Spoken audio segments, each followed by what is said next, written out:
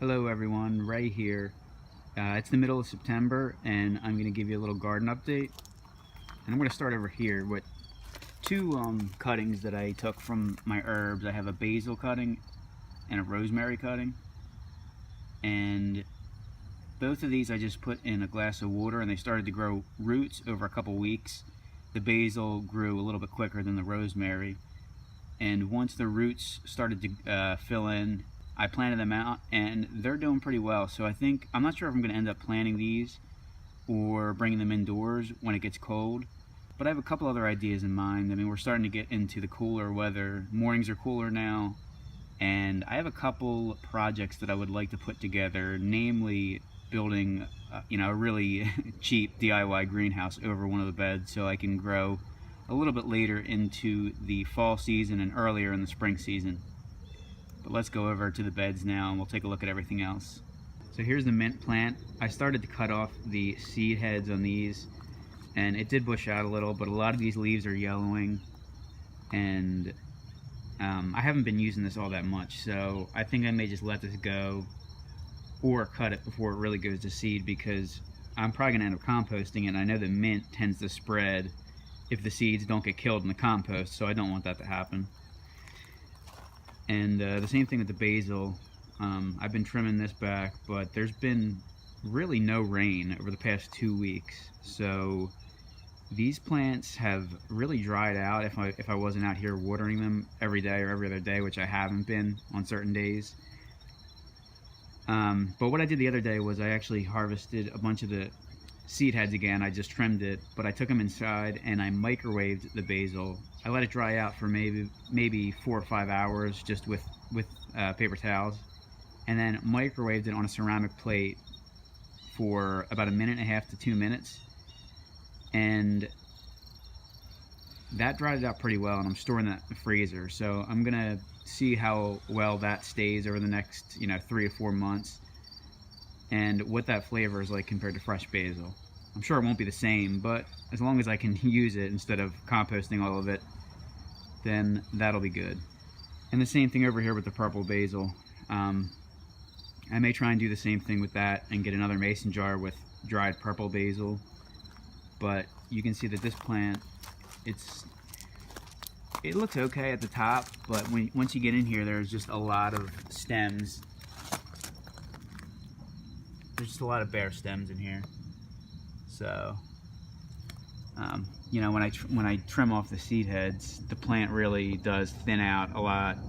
And like I said, if it's not raining and it's really sunny, then it tends to dry out and look pretty bad for a few days before it grows back. I mean, the one herb that's doing really well here is the rosemary.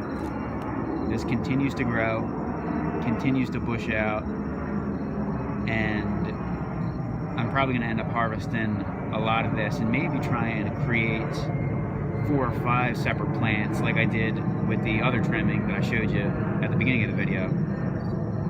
But I like rosemary a lot, and especially with roasted chicken, which I do more in the winter. So if this dies over winter, I want to make sure I have some rosemary saved up for those times when I put a chicken in the oven.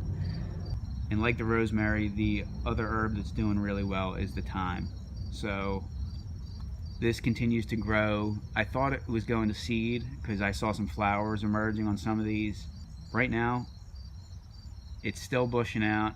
Here's the parsley. So what I did with the parsley was I was going to cut the plant because it was going to seed, but I really trimmed out a lot of the outside of the plant, which mostly that was the dead branches and the seed heads. So once I cleared that out, it looks like it's starting to grow back a little bit. But what I got on here, if I get close, you'll see that I have caterpillars on here.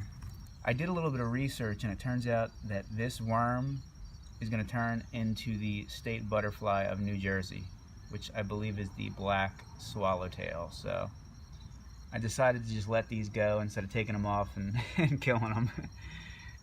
But with all my plants, I have had a lot of worms and other types of bugs. In fact, I cut back some of the other plants because of that, which I'll show you in a second. So before I go over to the raised beds, I want to show you this this kind of island bed over here that I wasn't originally going to plant in, but I put the tomato trimmings from my other plants into this bed instead of putting them in containers, and they're doing really well. This is 3 tomato plants, and every one of them I have growing on a single vine. So I've been trimming back so that the plant doesn't bush out. Everything's on one vine, and with these plants I also top them off, meaning I cut the top off the plant, so all the energy, instead of going into that one vine and growing that one vine, it should start going into the fruits. And the other reason I did that was because it is bushing out. I don't want it to extend another like 3 feet onto the rocks. But you can see they're starting to ripen. I've harvested maybe a handful of tomatoes from these plants so far, and it looks like over the next 2 weeks I'm going to be getting a lot more, especially with these cherry tomatoes. So, you know, getting here and you can see how many cherry tomatoes are forming on this plant. And this was the same plant that I had in the container, the Sweet 100 cherry, which I'll also show you in a second, but this is doing way better in the ground than it is in the container, which is not very surprising, but and I think the mulch helps as well. There's a thick layer of mulch on this, maybe about 3 or 4 inches. So this, I think, is doing better when it's not being watered because of that. And then the other 2 plants here are the big beef, so I'll get in and see. These are pretty much the ripest tomatoes on this one. And I am getting a lot of tomatoes that are being eaten by bugs or rabbits. I honestly don't even know what's eating them. Some of them have large chunks out of them. Some of them just have, you know, holes in them. But I'm just taking that as a loss. I'm not too worried about it because I have so many others that are ripening at the same time. So if I only harvest half of these, I'm still going to get a ton of them. And really quickly here, I'll show you that Sweet 100 cherry in the container, which that's what I have planted over in the other bed there that I just showed you. I was going to cut this out, but I just let it go, and it's still producing. I mean, it's not growing much taller, but it's still producing tomatoes. Now here we are over at the raised beds, and you'll see that with the kale plant, I trimmed this back a lot because it was getting eaten alive by cabbage worms, I believe. And I had an issue with cabbage worms last year too, so they seem to be a big problem in my garden. And I think maybe this is because it was such an old plant. Like maybe the plant was, you know, at the end of its life cycle, and I feel like the cabbage worms definitely are more destructive either when the plant's really young or really old. But what I did was just trim back all the leaves here, and it looks like the new shoots are continuing to come in. So I'm going to see if, it looks like this plant on the right here is doing a lot better. I'm going to see if this other one regrows or if it's just going to die. And unfortunately I didn't plant out kale seeds. I do have other green seeds that I planted out, which will be in this bed probably by next month. The other thing I did was I put down lettuce seeds here, and none of them have come up. So I'm a little bit disappointed in that. It was an open seed packet, so I wonder if maybe just lettuce seeds aren't as viable as other seeds when they're a year old. But I'm going to have to plant more seeds here to see if I can get some lettuces. But the chard that I left growing, that has grown in really fully.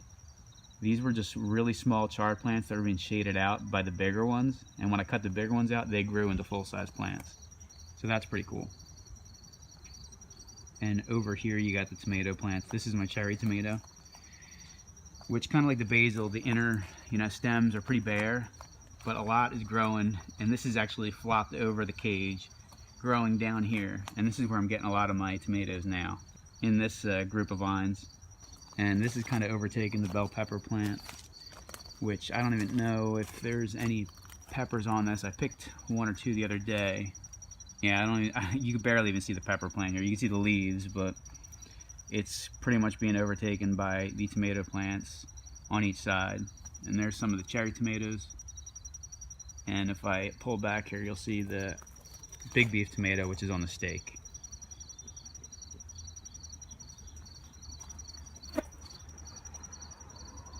And zooming out, you can see the tomatoes are starting to come in and ripen at the top. And I also topped off this plant because I don't want to grow in taller than the gutter here. And you can actually see where I topped it off. I just cut off the top there, and I'm trimming any new growth that's coming in between the stems and the leaves. We're here on the other side of the bed, and you can see more tomatoes here. I'm gonna get in here. So these are the big beefs going up the steak. And we'll take a look at the pepper plants here. So down here we got the sweet orange mini pepper, which, here you go. These are like a fifth of the size of a regular bell pepper, but they are really good. Good to put in salads, and I've been just sauteing onions and peppers with just a mix of these different peppers that I got. And next to the sweet mini pepper, I got the giant Marconi sweet pepper, which I also like this. These turn red when they ripen. But all my pepper plants have outgrown the stakes and they're falling over. So I've had branches break off of both of these plants because they were weighed down by the peppers and they just snapped off. So I had to harvest a lot of them early. And I mean, you can see here, I got this wooden dowel from Home Depot or Lowe's, and it's just completely slanted, trying to support this huge stem, and it's just not working at all. So next year I definitely need to stake these plants better. And let me go over to the other bed here. So I just have this back square with all the pepper plants. There's nothing in this other bed, but this is my Serrano pepper plant. And you can see a couple fruits here.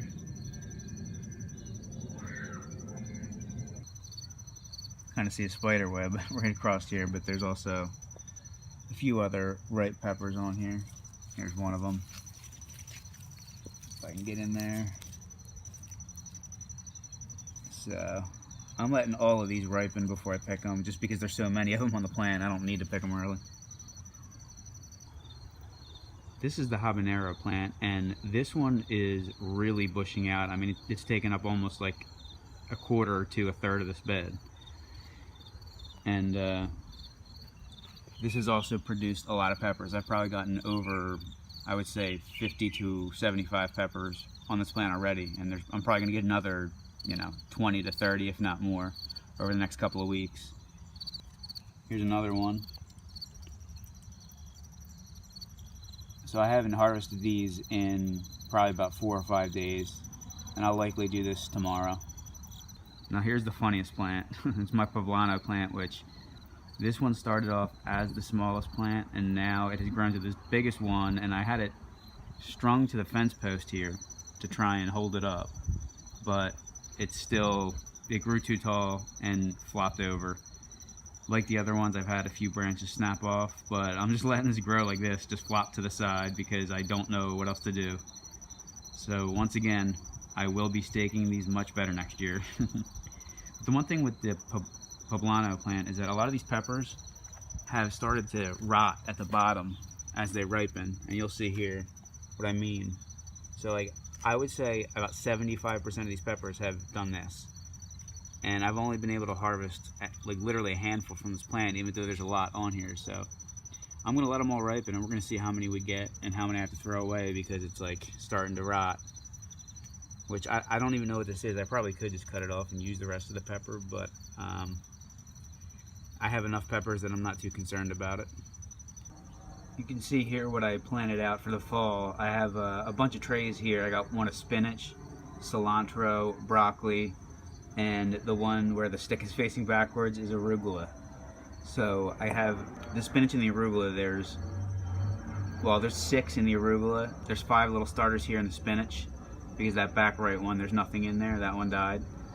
And with the broccoli and the cilantro, I have 4 starters. So I'll probably let these grow a little bit longer. I mean, these ended up growing pretty tall with lanky stems, as you can tell. So I want them to grow a little stronger before I plant them out. But I'll probably plant these out and then plant out lettuce by seed, and that'll be my fall crop. So that's it, everyone. If you like this video, give it a thumbs up and subscribe to my channel. As I mentioned, I want to do a PVC greenhouse, and I may have a fire pit in here the next time I do a video. I'd also like to do that. So those are my 2 big projects that I have in mind. But other than that, you should see hopefully my fall plants next month, some of my greens, and if we're lucky, a greenhouse. But if not, that might be in the November video. Thanks a lot, everyone. Have a good one.